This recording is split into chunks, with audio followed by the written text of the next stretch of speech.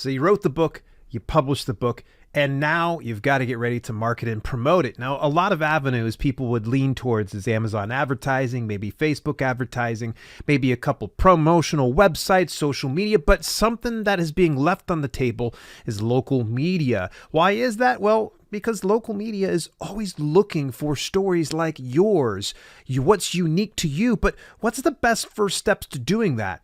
And that got me to thinking I got to reach out to my old buddy, Jason Jones.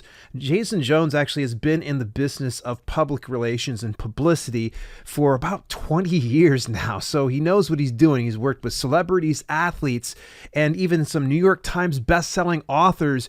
He's been around the block, and he's going to drop some 411 with us here. And also, he's going to give a little bit of information about his Publicist Startup Kit. Now, there's some more information about that if you go over and visit dalelinks.com/starter kit. Without any further ado, let's get to that interview.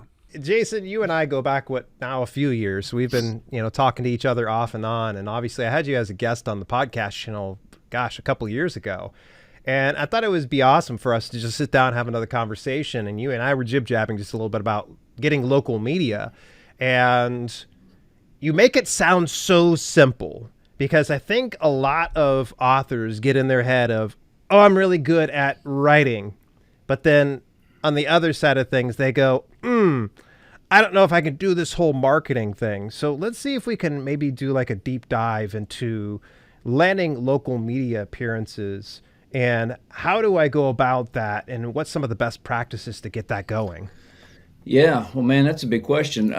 There's a lot of practices, all of which I laid out there in the book that you so graciously shared a couple of years ago. But I think first and foremost, you just gotta believe that you bring something of value to the table. First of all, you are. I tell our authors all the time, you are an expert. In a particular topic, whether you present yourself or market yourself that way or not, you are. What you've written about has taken hundreds of hours, likely, of research and writing and experience. It's something you've lived. It's something you've taught.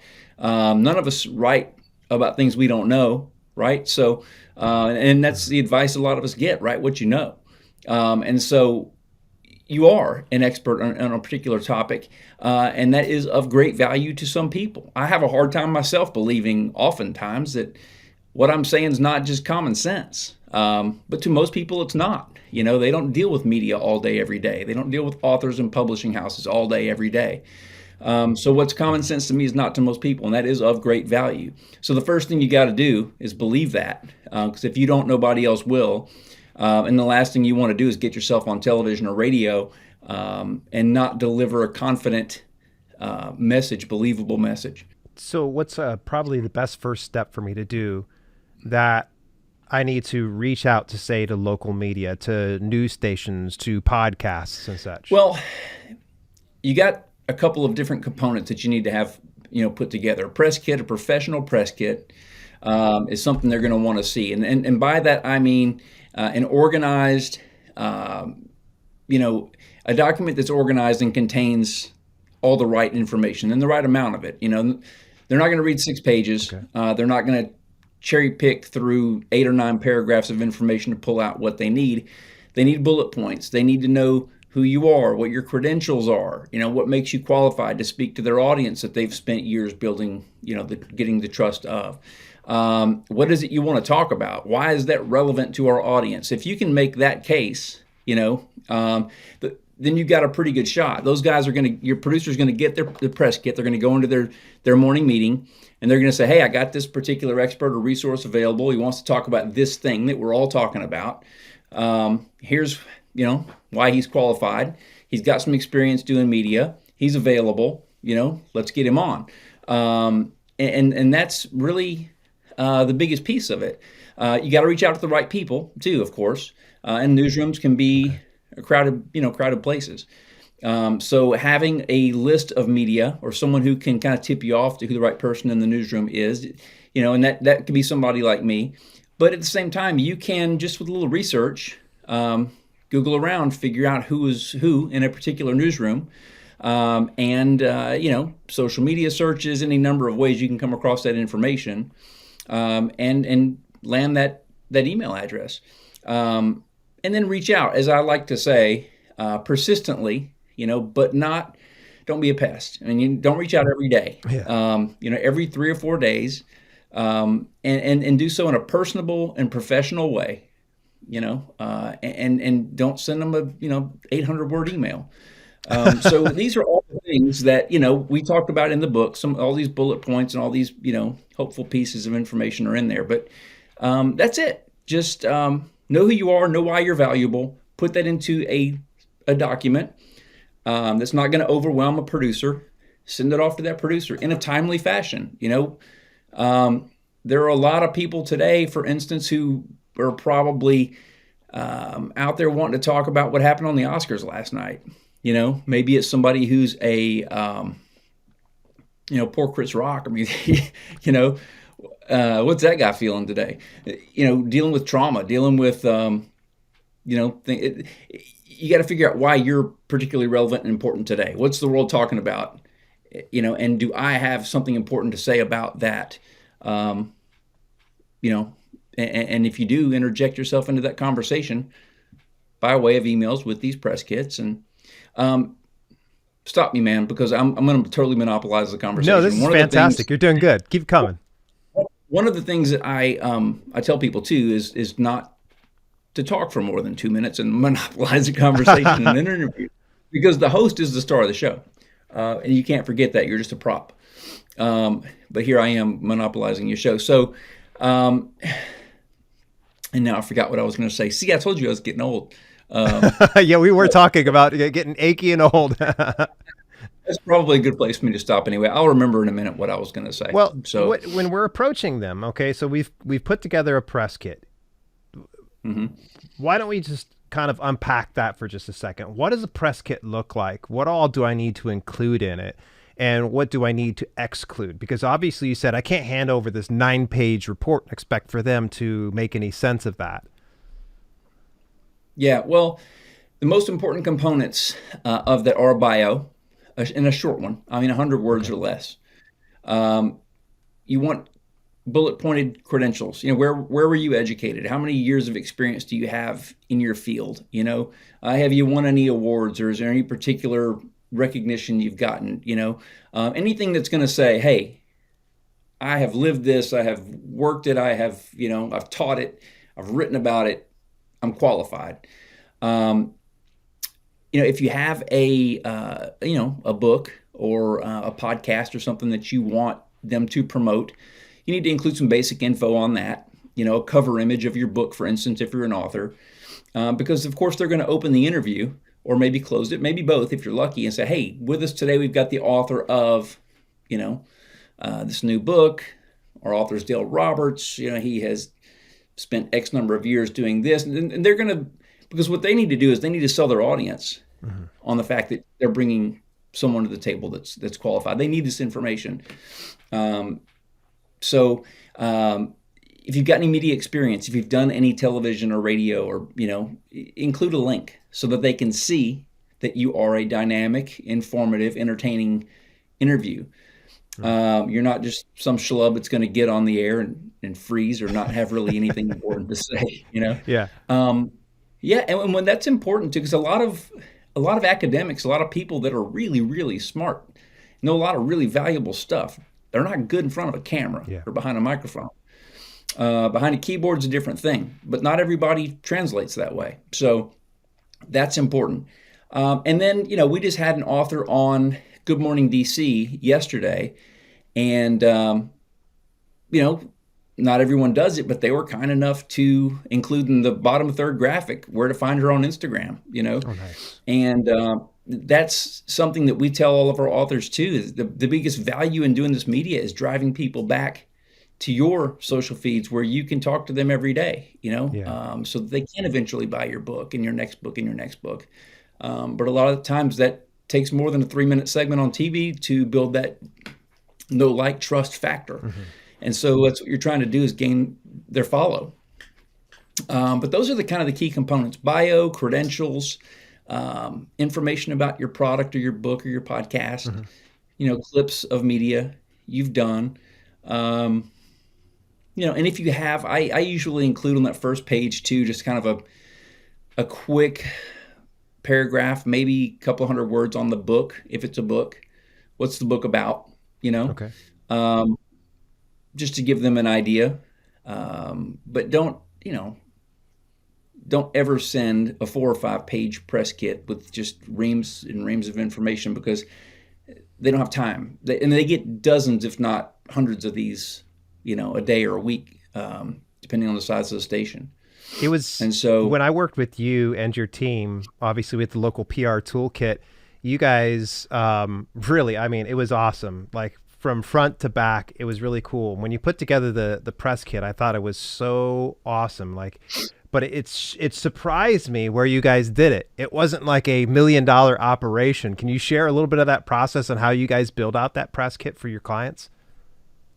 yeah, I mean, as far as like what software, what app Yeah. we use to do that, Uh-huh. Canva. I mean, everybody uses Canva, Yeah. right? It doesn't have to be $1 million operation, and it doesn't. I mean, I would say to make your press kit memorable, but don't overdo it. Um, I don't like for ours to look like every other set of press materials that comes across their desk. Hmm. When they get mine, they know they're mine. But um, you got to break these things up into different sections, make them easy to read. Yeah. But Canva's great for that. And there are probably others. I don't, but I've used Canva for several years. It's really awesome. Uh, Yeah, I used that for my press kit for a number of years now. I've landed so many sponsorships and brand deals from this free software that's available. So when you guys had opened that up, I was just like, I smiled. I was like, attaboy. It was great to see you using that. Download the PDF, the standard Mhm. PDF, low res, which is fine, and you're good to go.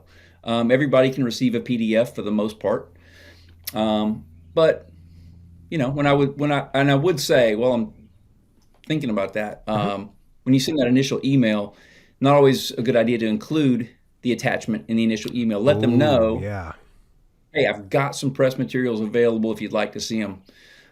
Because if you send that attachment, you know, a lot of times it ends up in a junk folder. Right. Someone sees that, download my attachment, and you're like, I don't know who you are. Because I get this a lot where I'll have people sending me stuff, and they're like, download the attachment. How about no? Right, right, exactly. So that's the process. I mean, it's not complicated. It's Okay. just knowing what information they're looking for, who to send it to, Mhm. how to put something together that looks nice. It's not too much, but it's, enough of what they need. Um, For so that that's email that. that you were talking about, what are you specifically going to say? Because obviously we're not going to put the attachment there, and you say, let's keep it as brief as possible. What does that email look like for you? Yeah, well, part of the toolkit is we've got 10 different email scripts in there that we've used over the years, and Nice. you want to be, I say, again, personable. Nobody likes to read, something that sounds like it comes out of a corporate handbook and doesn't have any personality to it. They're real people and we're real people. Let's just communicate like we are. Yeah. But get right to it and just let them know important things to do in that email. Let them know that you have seen the show. That you're, especially if you're local, which is what we're really talking about here. Yeah. Let them know, if you have a mutual friend or you attend the same church or whatever it is, just make a quick connection, so that they know that you're a real person and that you live in the same town, and that hey, we got this thing in common. And hey, by the way, I know this is something that's going on in the world or in our community that we're talking about. I wanted to let you know that I'm available as an expert or a resource. Here's kind of my take on what's happening, bullet point or two. And by the way, I've got a full set of press materials if you want to see my credentials and qualifications. Um, Let me know if you're interested. I'm available. I'm flexible. That's another important thing to let them know. Mhm. And if you're pitching a Zoom interview, let them know I've got a mic. I've got a lighting setup here. You do something with me, it's going to look reasonably professional, Yeah. That's important for them to know too. But that's it. And you give them the gist of it. And if they write you back, then you can spill some more details on them. But you're looking at these producers get 100 plus emails. They show up at their desk at midnight, most of them. My wife used to be one, so I know. Yeah.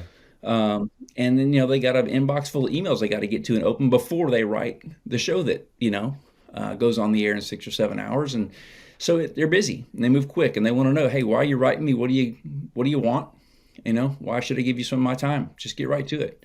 Nice. Yeah. Is there any strategy that you would go about, say, for instance, like a catchy subject line? Because I know that that's an important thing in email marketing. I don't know, does that apply still when I'm trying to cold prospect a local media appearance?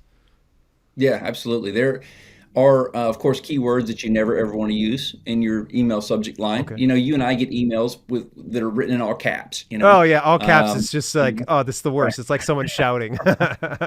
Right. Or 12 exclamation points or emojis or you use certain keywords that will, your email's going straight to their junk folder if you use the word free. Oh, yeah. Or if you use instantly. Right. You just got to be careful what words you use. It's not a bad idea to let them know you've got, you're an expert and you're available, that you're looking for an interview, although I try to avoid using the word interview. I abbreviate it. But let them know who you are and what you want. Basically. Yeah. And don't use cute language. Don't, they don't want to solve your riddle. Don't use your, don't be too cute with it, Yeah. They don't have time for that. And I don't mean to suggest that they're all cranky, awful people, because they're not. They're just busy. Yeah. So, there's been a time or two where people reach out to me for doing some videos and such, and they've got this email and it's just like they want to sound smarter than what they are. Like they will throw in a bunch of just really big words, almost like they're trying to impress me. Like, hey, look, I'm an author. You will have me on your podcast, right? And I'm kind of like, no, that means that we're going to have this weird, awkward conversation where I've got to pull out a freaking dictionary to figure out what the heck you're saying, man. Yeah, nobody wants that. Yeah, nobody wants it. Yeah, and that's a huge part of this thing. I mean, you're right, man. If they might not ever open your email if you don't get the subject line right. So make it relevant. Let them know that before they open it, it's about something that's topical, relevant, and that they're covering. One of the authors we're working with right now wrote a book. It's called The Digital Detox, and it's about getting your kids, detoxing your kids from their screen addictions, basically. It couldn't be more relevant conversation, right? So, I'm making sure as best I can in those email subject lines that I know that, hey, I'm using those words, screen addictions, detox, kids, I know just by looking at this email, hey, this is something that's important to probably everybody in this newsroom, and every one of our viewers has probably got multiple kids, if not, themselves addicted to their screens too. How do we break this habit? Because, and you get into the email and you talk about the relevance of it, and hey, we're all working at home now. I need my kids to be occupied for 8 hours while I get my work done. What else am I supposed to do? We feel trapped. How do we do this? You let them know that you get it. It's important to your audience because I know who your audience is. I know why this is important to them, and you just, you get right to it. So brilliant, man. We've really covered a lot of ground here, and I know we can cover even more ground. I've got a couple more questions here for you to kind of wrap things up. One of them is, recently you've just launched out a new toolkit for people. Can you tell me just a little bit about that and how people can get a hold of that? Yeah, absolutely. Thanks for asking, man. We've launched something called the Publicist Starter Kit. And the Publicist Starter Kit is a copy of my book, Landing Local Media. Great read, by the way. Yeah, thank you. And really what we do there is lay out why it's imperative that you do local media before you launch out and try to pitch the national folks. What it is you're looking to get out of local media interview and how to get that accomplished. You get the email scripts that I mentioned earlier. You get checklists that you need to be able to work through before you're ready to pitch media. We have a news cycle forecast whereby we tell you over 365 days what media is going to be talking about as best we're able to forecast it. Yeah. And then we've got a 3-part media training course, and all that you can get into at $27. And that's really an entry point for you if you want to start doing some publicity work, but can't afford maybe the full toolkit that we offer, which is a higher price point, but includes some one-on-one coaching and a custom press kit and custom media list and some of those other things. This is just something to get you started, help you write emails, Yeah. read the book, understand what you're doing and why, and then the calendar, help you know better times to get your pitch in front of people. So that's it, man. You can get it, by the way, at publiciststarterkit.com. And then we're talking about all this stuff every day. We're posting on our Instagram and Facebook feeds at Local PR Toolkit, LOCAL PR Toolkit. So, yeah, that's it, man. That's good stuff. As we start to wrap up today's podcast, I want to ask you the question I ask everybody else, and that is, what advice do you have for aspiring authors and self-publishers? Oh, man. I think the thing I probably say more than anything else is keep at it, and don't lose sight of why you're doing this, because so many of these folks start out with so much enthusiasm about a message or something they just really feel like they got to get off their chest, that they got to say. It's important to other people, and I got to say it. And authors we work with will say, I don't care how many books I sell. I just feel like I'm called to do this. I got to do this. Yeah. And then 3 or 4 months later, they're upset because they're not selling any books, Yes. So just, do it because you love it. Do it because it's important, because there is truly something to say, and let the chips fall where they may. But just be encouraged and stay after it, because there's an awful lot of people that want to do this, that start doing this, start the process, and don't follow through. So just stay in it, and do it for the right reasons, and everything will be fine. Big special thanks to my boy Jason. Jason's always such a blast. We had a little bit of audio latency issues, so if it seemed like we were interrupting each other every now and then, it was only because we were having some tech issues. So my apologies. Any rate, if you want to go, please check out more about Jason's latest thing, the Publicist Starter Kit, when you go and visit dalelinks.com/starterkit. Till later, I will catch you guys next week in a new interview.